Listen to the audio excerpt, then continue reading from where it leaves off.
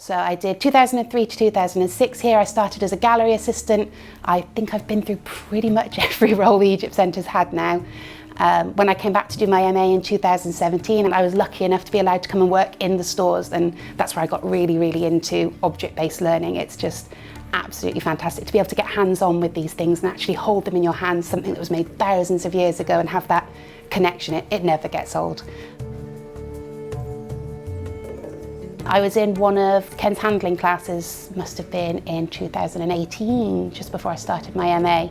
And one of the objects we got out in the Middle Kingdom week was a little funerary figure. He's on display in the galleries, and it's just, oh yeah, I like these. These are gorgeous. It's just, who doesn't want to play with dolls all day? So I went up to Harrogate as part of my PhD research. I wanted to expand my research out to look at all the different collections across the UK, and I just kind of took a punt and messaged every single institution that might have had an Egyptian collection in the UK, which was about 250 museums. Luckily Karen replied and let me know that they did have a very lovely Egyptian collection, including a wooden funerary figure. So as part of one of my trips up north, I had time to pop in. I'd allowed myself maybe an hour and a half because it was just the one figure. I've done 1,833 figures now, and I still get excited every time I see one. It's just lush.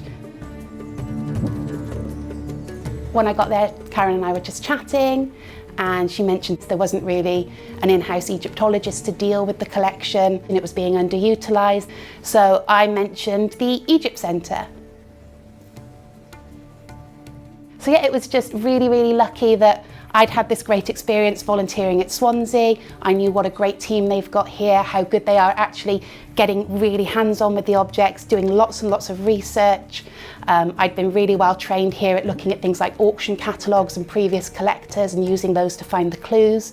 A lot of them tie in really well with the Harrogate collection as well. So with this young lady, I was able to recognise from a base which she had that she'd come from the Kennard collection, who was one of the collectors, which I remembered from my work here at the Egypt Centre. So I was able there and then in Harrogate to bring up a PDF of the catalogue, have a look, and sure enough she was in there. So I was able to then say where she'd come from, which was fantastic.